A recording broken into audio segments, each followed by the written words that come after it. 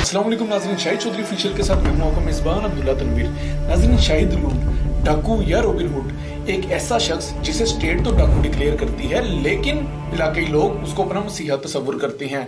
एक तरफ तो पुलिस उसका इनकाउंटर करना चाहती है, लेकिन दूसरी तरफ उसकी जिंदगी की दुआएं की जाती हैं। यूं तो वो खुद को बड़ा मासूम और किसी भी क्रिमिनल एक्टिविटी से लाताल्लुकी का इजहार करता है, लेकिन जब उसके ऊपर रिसर्च की जाती है तो काफी FIR में नामजद होता है और वो इश्तियारी करार दिया जाता है स्टेट की जानिब से।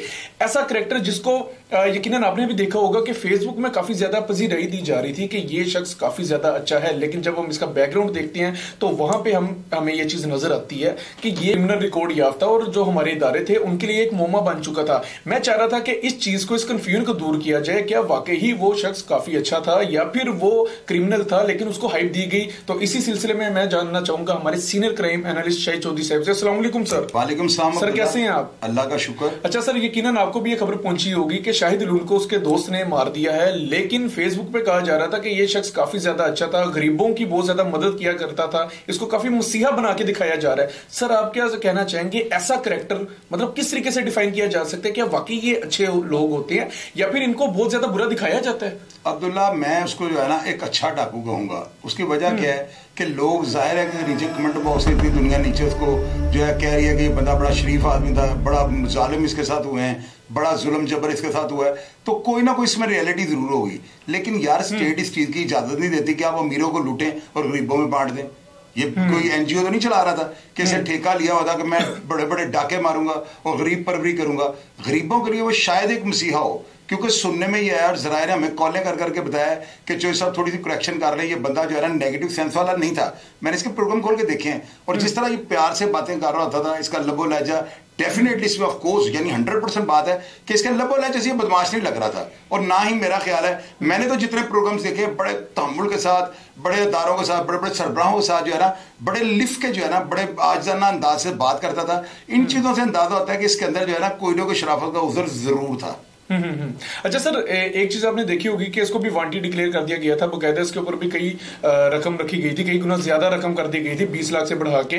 तो सर, आप क्या देखेंगे, क्योंकि इसने एक इंटरव्यू में लाइव कॉल भी की थी जिन्होंने इसको नामजद किया था और उन्होंने कहा था कि इस नंबर पे आप इससे रब्ता करें। उनको भी लाइव कॉल में लिया था और इस शख्स ने कहा था कि भाई मेरा कोई भी क्रिमिनल बैकग्राउंड इस हवाले से नहीं है, मैंने पुलिस के ऊपर हमला नहीं करवाया, तो मेरा नाम हटा दिया जाए। सर, आप क्या समझते हैं वो जो लिस्टें बनाई गई थी, क्या वो भी इसके कत्ल का सबब बनी है? अब्दुल्ला, पता है क्या है, मैं आपको चीज बताता हूँ। आप ना अगर तारीख के औराक को पढ़कर देखें ना, तो हिंदुस्तान के अंदर ना जंगल के अंदर एक किरदार हुआ, उसका नाम था डाकू वीरपन। इसको मारने के लिए जो है ना 20 साल तक हुकूमत जो थी ना हिंदुस्तान की, उसने सर तोड़ कोशिशें की हैं, इसके ऊपर अटैक किए हैं। 20 साल की जद्दोजहद के अंदर ये इसको नहीं मार सके। इसके सर की कीमत जो थी ना 2004 में, वो 665 करोड़ रुपया थी, यानी 6 अरब और 65 करोड़ रुपया। और इसके बाद कर्नाटक, केरला और तमिलनाडु, 3 सूबों की जो है ना अफवाज और अदारे मिलकर सर्च ऑपरेशन करते हैं। उस ऑपरेशन को 20 मिनट के अंदर ना आप अंदाजा लगाएं 24,000 फायर किया गया, तब जाकर वो डाकू मरा है। ये जो नो गो एरियाज होते हैं ना, ये जंगलों में होते हैं, चूंकि ये लोग वहां की पैदावार होते हैं और इनको पता होता है। अब वो सुनने में आया कि 15,000 किलोमीटर का वो जो है ना जंगल है जिसके अंदर वो जो वीरपन रहता था। तो ये पाकिस्तान तो क्या, हिंदुस्तान जैसे ताकतवर मुल्कों के अंदर भी जो है ना इस तरह के डाकू वजूद हुए हैं। इतनी बड़ी उनके ऊपर हेडमनी है, 20-20 साल अदारे उसको कुछ भी नहीं कर सके। तो ये एक छोटा सा करोड़ रुपए इसके ऊपर हेडमनी थी। लेकिन यहाँ पे देखें किस तरीके से पुलिस ने साजिश की। मैंने आपको पहले भी बताया कि अदारे जो है ना, जब ये देख लेते हैं ना यहाँ पे जानी नुकसान ज्यादा होगा तो प्लान चेंज कर देते हैं। ये ऑपरेशन करवाया पुलिस ने, आपने देखा नहीं, वो बंदा मारने के बाद सीधा पुलिस के पास जा रहा है। क्यों जा रहा है? और अपने घर वालों के लिए तहफ़्फ़ुज़ उनसे मांग रहा है। और ये जो है ना, ये चीज साफ सारी दुनिया ने देखी है कि ये काम जो है ना पुलिस वालों की पुष्टपनाही पे हुआ है। तो अदारों ने अच्छा नहीं किया। अगर अदारे उसके खिलाफ ऑपरेशन करते तो पता नहीं कितने जवान जो है शहीद किए जाने थे। उसने कितने पुलिस वाले जो है ना मारे ये नहीं मारे, FIR तो उसके ऊपर दर्ज थी। और आप देखें कि उसने जो है ना एक धमकी दी थी कि दिसंबर में जो है ना अबूज़बी के शहंशाह जो है ना वो शिकार के लिए, तलोर के शिकार के लिए यहाँ पे आ रहे हैं। अगर मुझे 50 लाख रुपया रकम ना दी गई तो मैं उनके ऊपर भी अटैक कर दूंगा। तो मुझे ये बताएं, अदारे झक मार रहे हैं, फिर अदारों ने उसके खिलाफ साजिश की और इसी साजिश का शासन है कि उसकी मौत हो गई। बिल्कुल। अच्छा सर, एक चीज नोट की है आपने भी कि वो जो वीरप्पन का भी मामला हुआ है, एंड पे उसके ही दोस्त ने मुखबरी की, यहाँ पे भी इसी के दोस्त ने मुखबरी की। सर क्या ये पुलिस की लास्ट स्टेज होती है कि वो ऐसी पॉलिसी बना देती है कि अपने ही दोस्तों के हाथों आप बंदा मरवा दो? अब्दुल्ला जब ऊपर से डंडा चढ़ता है ना, तो फिर ये नहीं देखा जाता, फिर ये ऑर्डर आते हैं कि इसका कलाकुमा कर दें। उसके लिए उन्हें साजिश करनी पड़े, उनको कोई बंदा हायर करना पड़े, कोई दोस्त को खरीदना पड़े। हमेशा से ये होता है। इस तरह के जो अफराद हुए ना जिन्होंने ट्रैपल एरिया बनाया होता है, यानी स्टेट के अंदर एक अपनी स्टेट बनाई होती है, इनके खिलाफ आज तक जितने भी ऑपरेशन हुए ना, पुलिस ने इसी तरह साजिश करके करवाए हैं। और वो हमेशा जो है ना अपने ही दोस्तों की, घर वालों की मुखबरी से लोग पकड़े गए हैं और पुलिस ने इनका कलाकुमा कर दिया। अब लाठी गैंग को देख लें, इतने बड़े बड़े लोगों को जो है ना हमारे अदारों ने उखाड़ कर फेंक दिया है। क्या वजह थी? कि उनको पता था कि हम किसी ना किसी बंदे को हायर कर लेंगे। और मेरी नजर में बेहतरीन पॉलिसी होती है, पुलिस वालों ने या अदारों ने ये हलफ दिया होता है कि वो हमें अमन के रास्ते में आने वाली हर जो मुसीबत है ना उसको जड़ से उखाड़ कर फेंक देंगे। तो उसके लिए उनकी जो भी पॉलिसी हो उसको हम सरे तस्लीम में खम करेंगे और हमारे पास तो सेकंड ऑप्शन है ही कोई नहीं।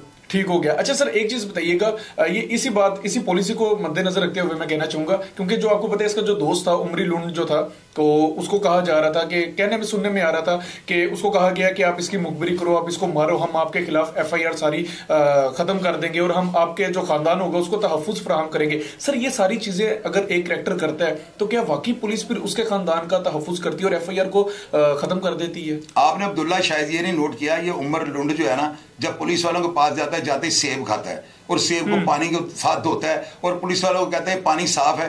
डाउट उसको भी ये था कि पुलिस वाले जो है ना मुझे जिंदा नहीं छोड़ेंगे, ये प्रूफ खत्म कर देंगे। ये सारी चीजें उसकी जो उखड़े पांव से बातें वो कर रहा है। मैंने एक एक लफ्ज उसका नोट किया है। अदारे जो है ना जब एक कमिटमेंट कर लेना तो उसको वो कभी भी नहीं तोड़ते। उसकी वजह क्या होती है? उन्होंने आइंदा भी लोगों से काम लेने होते हैं। अब उनको ट्रैपल एरिया में उमर लुंड से ज्यादा पावरफुल बंदा कौन मिलेगा जिसने उनके एक दफा कहने पे शायद लुंड जैसे ताकतवर आदमी को जरा जड़ से उखाड़ कर फेंक दिया, उसका कलाकुमा कर दिया, तो उनके लिए तो वो उनका राइट हैंड बन गया।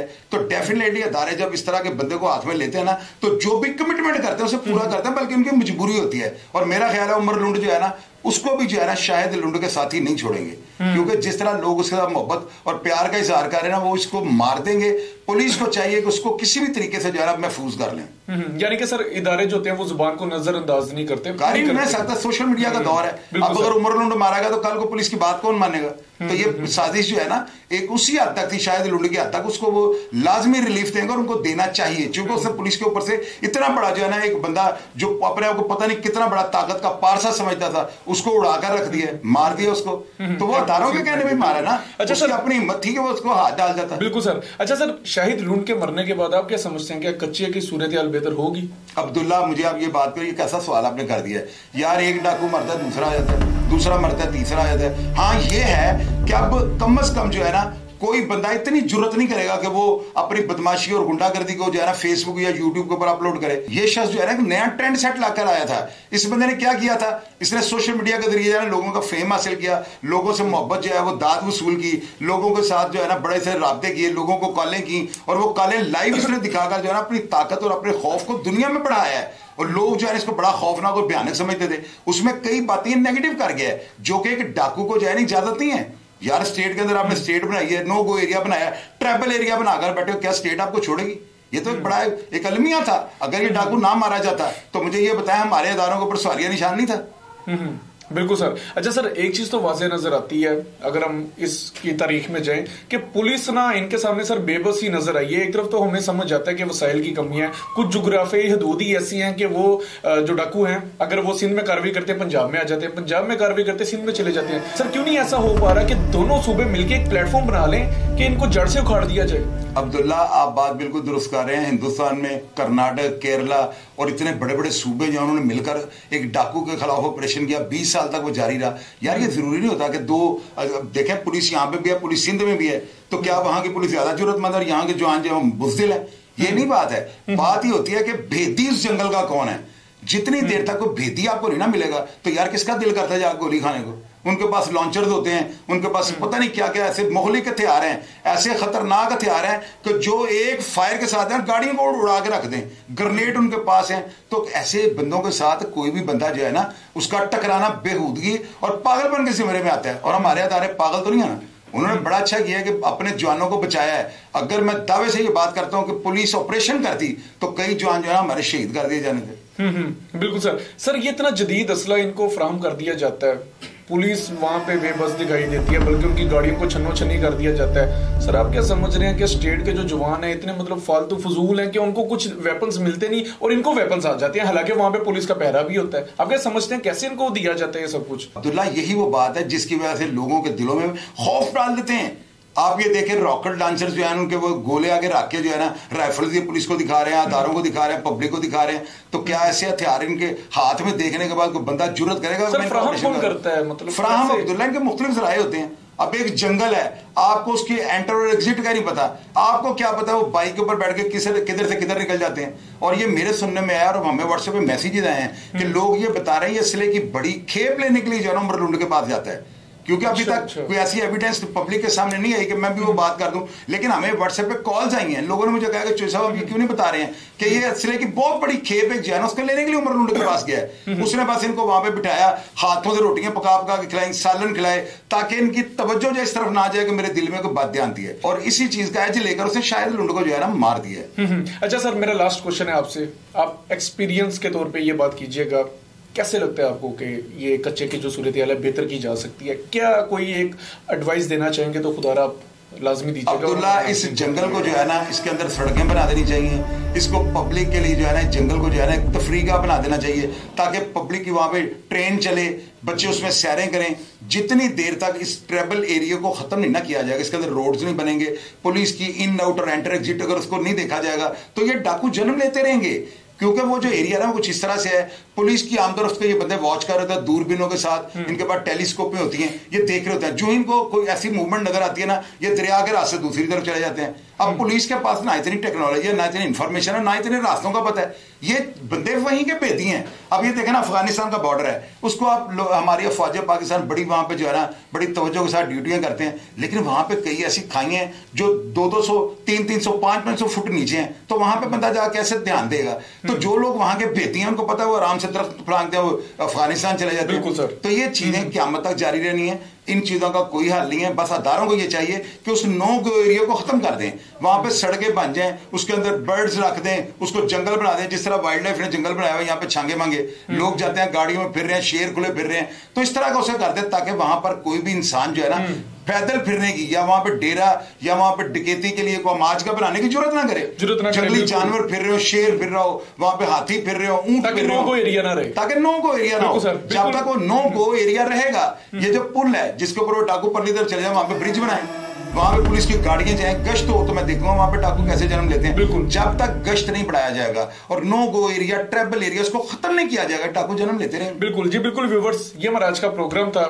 और एक सर की बात बड़ी अच्छी है कि वो जब तक नो गो एरिया रहेगा, जाहिर सी बात है डाकू बोलते रहेंगे, और इदारों को मुतहर्रिक हो जाना चाहिए और दोनों सूबों को मिलकर सोचना चाहिए। जाहिर सी बात है हमारे ये जो जवान है जो पुलिस में, वो भी हमारा ही खून है, हमारी भाई हैं, तो हर किसी की जान इतनी फजूल की नहीं होती कि उसको 2 मिनट से पहले ही उसको गवा दिया जाए। तो खुदा इसके ऊपर लाजमी सोचिएगा ताकि जो कच्चे के हालात हैं वो बेहतर हो सके, उधर के इर्द गिर्द के जो लोग हैं वो ज़हनी तौर पर अपने आप को पुरसकून महसूस कर सके और इत्मीनान से रह सके। प्रोग्राम का फीडबैक जरूर दीजिएगा। इसी के साथ अपने मेजबान अब्दुल्ला तनवीर को इजाजत दीजिए। अल्लाह ने के बान।